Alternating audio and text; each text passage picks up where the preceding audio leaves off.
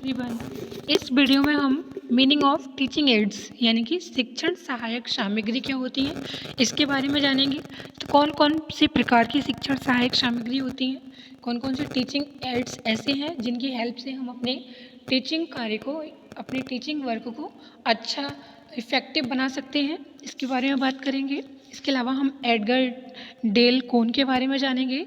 Edgar del के अलावा हम इसमें teaching aids of material aids इन हम कौन कौन से एड्स यूज करते हैं, कौन कौन से एड्स से हम अपने टीचिंग वर्क को अच्छा बना सकते हैं, अच्छे लेवल का बना सकते हैं। तो शुरू करते हैं आज का टॉपिक, शिक्षण सहायक सामग्री। सबसे पहले जान लेते हैं शिक्षण सहायक सामग्री क्या होती है।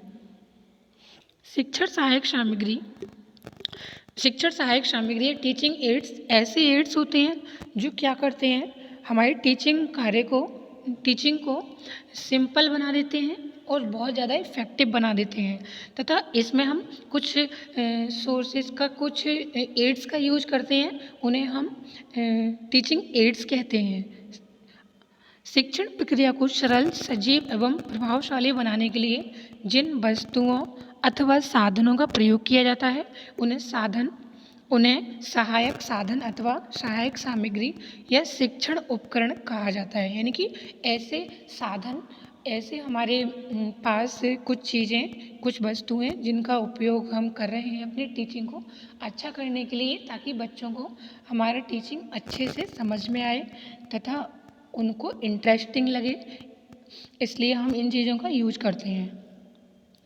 शिक्षण सहायक सामग्री का महत्व, इम्पोर्टेंस ऑफ टीचिंग एड्स। शिक्षण प्रोसेस में यानी कि टीचिंग प्रोसेस में टीचिंग एड्स की बहुत ज़्यादा इम्पोर्टेंस होती है। टीचिंग एड्स क्या करते हैं, जो हमारा कंटेंट या हमारा क्यूरिकुलम होता है उसको बहुत ज़्यादा इंटरेस्टिंग तथा अट्रैक्टिव बना देती हैं। इनके द्वारा जो लर्निंग की प्रोसेस होती है वो काफ़ी इजी हो जाती है तथा जो बुक्स होती हैं, बुक से पढ़ी हुई जो उनकी कंटेंट होती है या उनका टॉपिक होते हैं, वो भाषणों के द्वारा जो हम लेक्चर मेथड का जो यूज करते हैं वो उतना ज़्यादा स्टेबल नहीं होता जितना जब हम टीचिंग एड्स का यूज़ करते हैं, उससे ज़्यादा वो बच्चों को ज़्यादा स्टेबल, उनके माइंड में वो चीज़ स्टेबल रहती है। रूलन ने एक रिसर्च की, एक स्टडी की तथा उन्होंने बताया कि जब छायाचित्र को पाठ्य पुस्तक के पूरक के रूप में प्रयोग किया गया तो छात्रों की निष्पत्ति की मात्रा में 20% वृद्धि हुई। इसी प्रकार अन्य अध्ययनों से पता चलता है कि सहायक सामग्री छात्रों की निष्पत्ति में 50 से 60% वृद्धि करती है।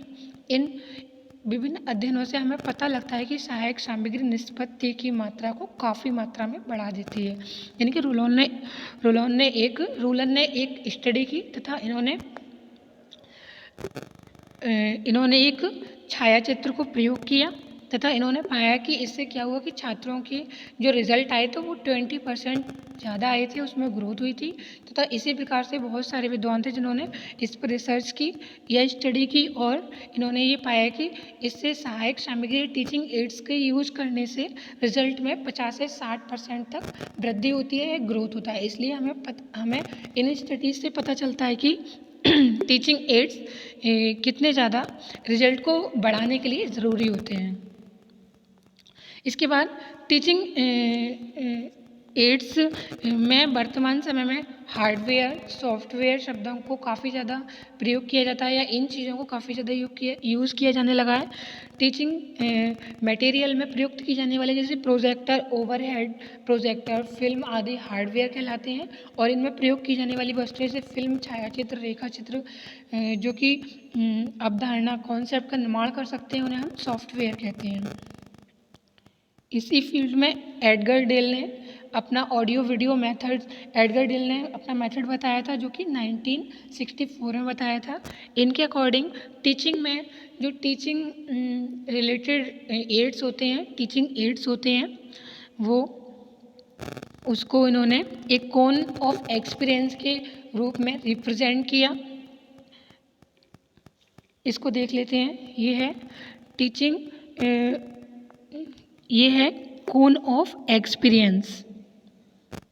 इस प्रकार सहायक सामग्री प्रयोग का अधिकतम लाभ प्राप्त करने के, इसमें क्या होता है, हम verbal symbols, visual symbols recording, radio, still pictures, motion pictures, television तथा एग्जीबिशंस, फील्ड ट्रिप्स, डेमोन्स्ट्रेशंस तथा इसके अलावा ड्रामेलाइज्ड एक्सपीरियंस्ड आदि चीज़ों का यूज कर सकते हैं अपने टीचिंग वर्क को, टीचिंग प्रोसेस को इफ़ेक्टिव बनाने के लिए।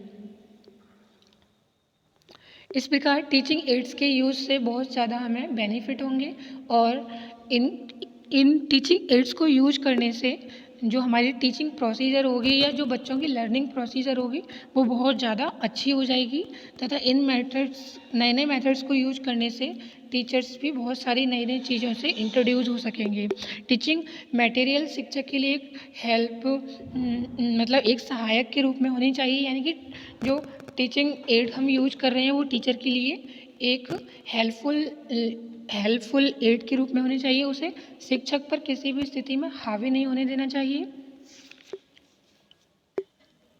इसके बाद हम शिक्षण सामग्री जो होती है या टीचिंग एड्स जो होते हैं वो हमारे हमारे क्यूरिकुलम से रिलेटेड होनी चाहिए तथा यह हमारे टॉपिक के कंटेंट से रिलेटेड होने चाहिए। केवल वो मनोरंजन ना कर सके, यानी कि केवल मनोरंजन के ही साधन ना हो, कि वो हमारे क्यूरिकुलम से रिलेटेड होने चाहिए। छात्रों की जो पूर्व व्यवहार स्तर है, जो छात्रों की प्रीसियस नॉलेज है या एंटरिंग बिहेवियर है, उसके अकॉर्डिंग हमारे टीचिंग एड्स होने चाहिए, जिसमें इंस्ट्रक्शंस ऑब्जेक्टिव से संबंधित हों, यानी कि जो हम टीचिंग एड्स यूज़ कर रहे हैं वो हमारे इंस्ट्रक्शंस ऑब्जेक्टिव से रिलेटेड हों तथा हमें एक सूटेबल टीचिंग एड्स का यूज़ करना है।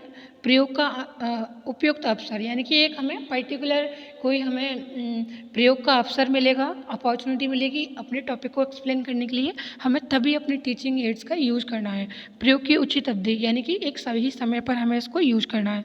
प्रदर्शन की उचित व्यवस्था, यानी कि जो हम टीचिंग एड यूज़ कर रहे हैं उसको रिप्रेजेंट करने के लिए अच्छे से अरेंजमेंट होना चाहिए। शिक्षण सहायक सामग्री के चयन में हमें सावधानियाँ भी रखनी चाहिए, प्रिकॉशंस भी काफ़ी रखने चाहिए। इसके अलावा शिक्षण सामग्री पाठ्य वस्तु से संबंधित होनी चाहिए, केवल मनोरंजन के लिए ही ना हो तथा छात्रों के एंटरिंग बिहेवियर के अनुरूप हो, शुद्ध तथा यथार्थ रूप से हो तथा हमारी जो टीचिंग एड्स है वो मोटिवेशनल होनी चाहिए तथा ऐसी होनी चाहिए जो हमें ईजिली अवेलेबल हो जाए तथा यूजफुल हो हमारी टीचिंग के लिए।